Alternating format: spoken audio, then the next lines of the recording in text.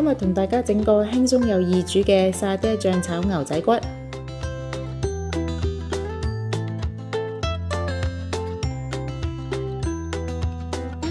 牛仔骨洗乾淨，印乾水分，切件，加生抽、蒜粉、檸檬汁、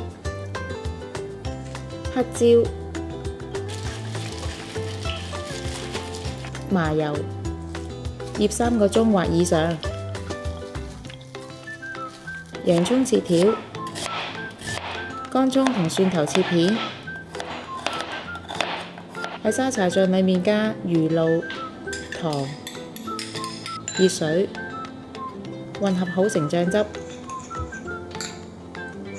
喺鍋中加油，開中火加熱，將牛仔骨煎到兩面金黃。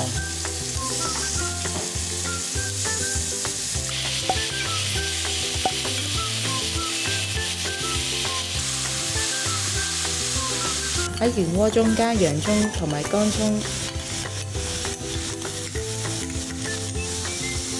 用中細火炒香及開始軟身上色，就可以落蒜片，炒多大概1分鐘。牛仔骨回鑊炒勻，再加入醬汁，炒多一陣至收汁，咁就完成可以趁熱享用啦。